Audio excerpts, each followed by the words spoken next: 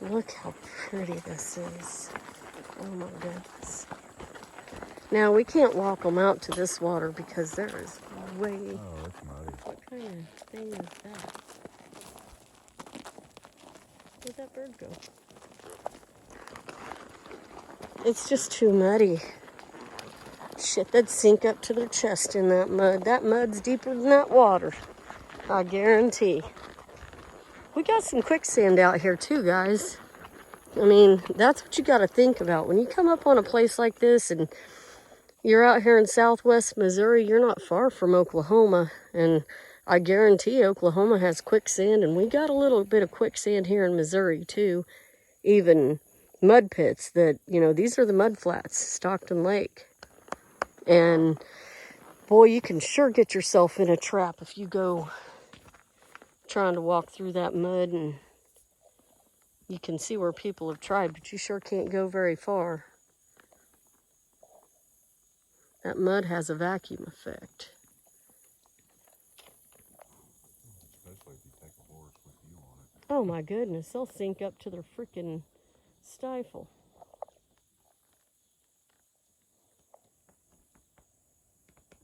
Believe it or not, the catfish come up here. There's a river on the other side of this body of water up against that tree line over there. Coming off around this bend now towards these trees off that bend, there's a river, and it goes across to those trees over there.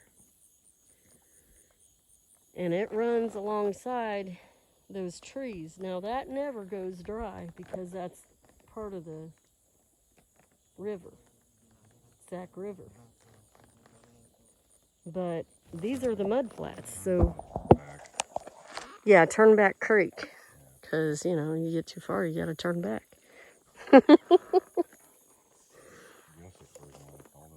Probably in a boat. Yeah, I know.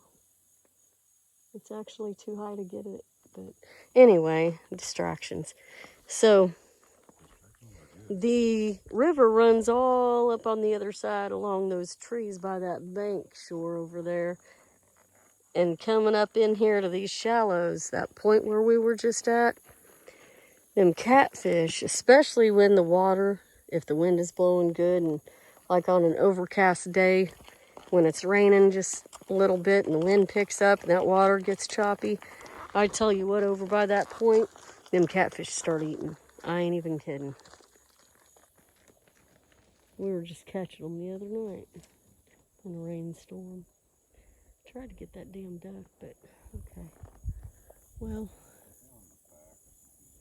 I'm getting tired of looking out that way, guys. That hurts my eyes. I didn't bring my sunglasses and I took my darn hat off.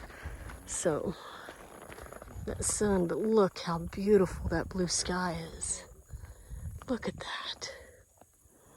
Against the green and the lake, and I love that color of blue. But then we got that, and I don't know. Some people say that it's like bad stuff, sprays and stuff. But then, I don't know. I think God takes care of his own. Put your faith there, and yeah, you gotta be smart. You can't be stupid and say, oh, God's gonna take care of everything. But I tell you what, use the brains that God gave you.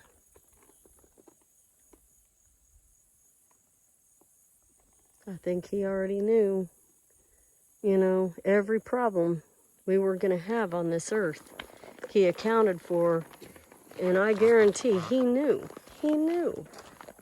what was gonna happen, you know, with our food and the skies and all of these things. And I tell you what, that's probably why the Bible told you to pray over your food and feel blessed. You know, every time you sit down to a plate of food, you should be thanking the Lord for what you're about to eat and asking him to bless it for the nourishment of your body and safety for you and your family. And don't eat processed crap, you know, just don't do it. Don't go through the center aisles of the grocery store. Stay on the outside. Go to the farmer's market, you know, talk to a rancher. If you can only buy 2 packs of meat from him that day, a lot of them, they're pretty nice. So, you know, you get to know them pretty well. They'll sell you a couple packs of beef. Then save up some money and get you a freezer and buy you a steer, you know. Go to a rancher and, you know, buy you a steer from them and have it processed and put it in your freezer. That'll last a good 6 months, shit, you know. 6 months to a year, depending on how big your family is. I know 2 people. Oh, you got the bobber. Awesome. 2 people can survive on, oh, how much did that last steer weigh? It was 18 months old. Perfect age. I think the hanging weight was about, I mean, the meat on the hoof, you know, flesh on the hoof was a little over 1,000 pounds, but by the time you get the hanging weight, you know, like a half of a steer, that's about 300 pounds, 300 to 400 pounds hanging weight, and that costs you, depending on what kind of, you know, steer it is. Like, we bought some Wagyu from a friend, and it's a little bit pricey. We paid, oh shit, by the time we paid processing and bought the steer and all, it was about $3,200. But I tell you what, that lasted us for a good year, and we had Wagyu beef. Lots of good steaks, and I tell you what. But I think this next time around, we're going to get some limousine and get us a limousine steer and have it processed, and that'll be good, and it'll be a lot cheaper too. Shit, you can get a good Angus or, like, you know, research the breeds, research what you want, protein, and what your needs are nutrition-wise, because, you know, some of them cattle, they have different grades and, you know, tenderness and quality, all of those things.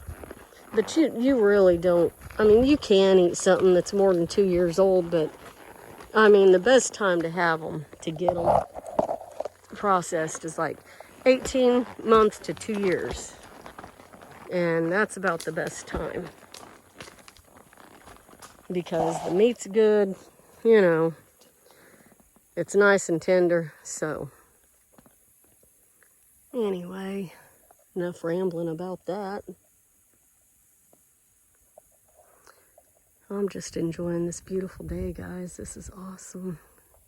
This horse, me and him, we're getting to know each other. We haven't been in enough situations together to really say that we're connected like we should be. He's been a pretty good horse overall. He's tried to test me a few times, but in my age, I'm 55, almost 56, and I'm just kind of become a fair weather rider. Used to start colts, and I just, you know, I just want to ride for fun these days. I want to be in a sound body where I can do this until, you know, till it's my turn to go meet my maker.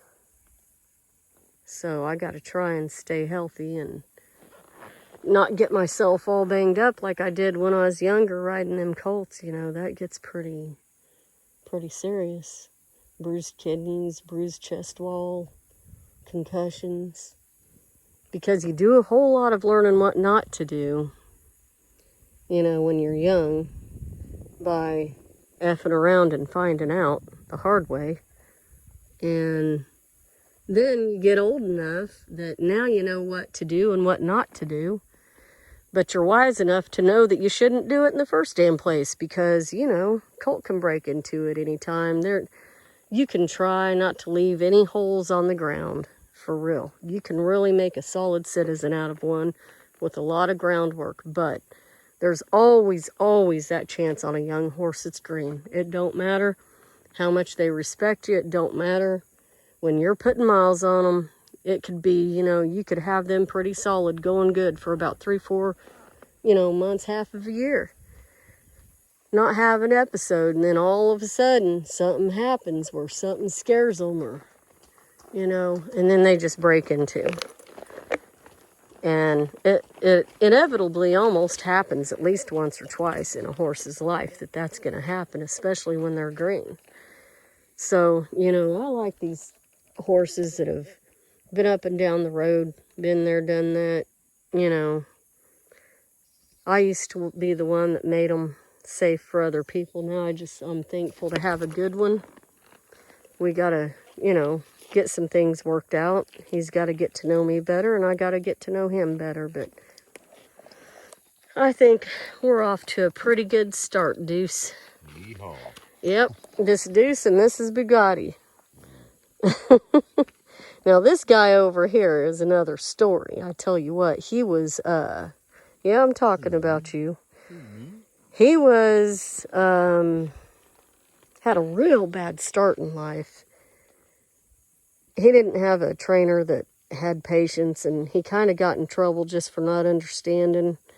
And when a person is trying to teach a horse and their timing is off, and they use abuse and, they try to bully them more than they teach. And that's like, if you're standing, say you're afraid of heights and you're standing on the edge of a cliff and all your friends are jumping, everybody's having a good time, and you want to, boy, you really want to. But you got to really get your courage up. So, you're psyching yourself up, trying to do it. You walk to the edge, you look over, and you're thinking, this time, I'm going to do it, and then you walk back, and you walk back up to the edge, and you're not quite ready to jump yet, and somebody comes up behind you and pushes you off. You end up, not crossing your legs on the way down because you haven't had a chance to think it through, and you're scared, and you hit a rock, you bounce off a damn rock, and you don't have your legs crossed, and you hit that water, and yeah, well, okay. If you're a fella, you know what that would feel like. So, and even for a woman, that's not pleasant, but damn, if you're a fella, that's even worse. So you're never going to stand on the edge of a cliff, even if your mama was standing right behind you, ever. I mean, and that was that horse. He's the guy that was pushed off the cliff. He didn't understand. He got reprimanded for just being who he was. He was confused. It's our responsibility to make sure that we communicate to them in a way that they understand.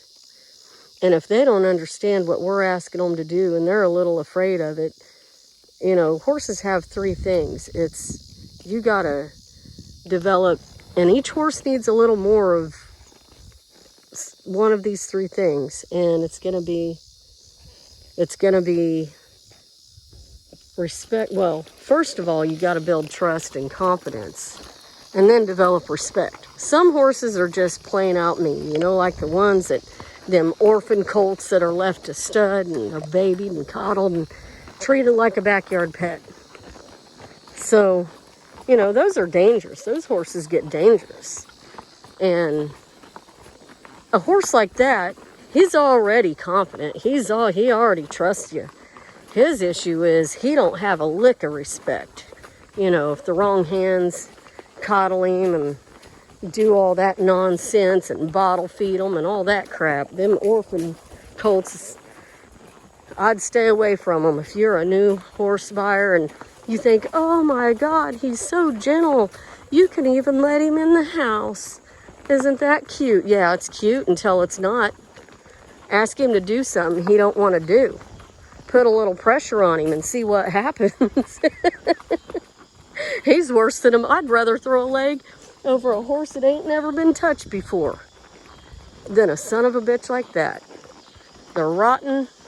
They turn mean. You can't love. You gotta love them. You gotta love them. You gotta respect their rights. They have rights. But dadgummit, you can't let them think that they are in charge of everything. You have to be the leader.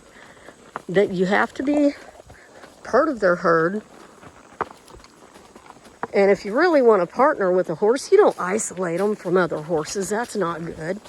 That's not good for their mental or emotional well-being. Let them run with the herd. But by golly, you got to spend time with that horse enough to make sure they know. Now, come on, let's get on up here. He's being a shit because I'm holding too many things at once and trying to keep him straight. He don't like these walnuts down here. I don't blame him. And the rock. But you got to teach them. You're the leader. You are part of the herd. You integrate and become one of the herd. But by gosh, you got to be the leader, you know, of everybody out there. And then if they get in a situation where they get scared and you stay calm, you can get them to respond to you and not be reactive. You don't want them to just react to everything they hear and see or even smell. I was, probably about a mile, 2 miles away from a hog farm on a horse that was fancy broke. I mean, this horse had been hauled up and down the road. He was, you know, good rope horse, ran barrels up and down the arena, trail ride. This horse went everywhere. He was solid. And I tell you what, I was riding him down the road. Come on, let's get up here. I was riding him down the road. And he stopped dead in his tracks and started to have his head way up. Now, you need to see these geese over here, bud. Okay. These kind of things can even get you in some trouble. If your horse don't see them right away, you got to stop and let him look. Letting him see. Let him see. Just geese, you know. Hey, that's all it is. But you want to let them see it and know they're there. So now it's no big deal, you know. But, okay, let's go. You just don't want that kind of thing to be a surprise. Unless you like drama. But, kind of. I'm a little scattered sometimes, y'all. I mean, I'll get to talking about something and then I get distracted by a goose and my brain goes into squirrel mode. So, anyway, I think you get what I'm talking about, though.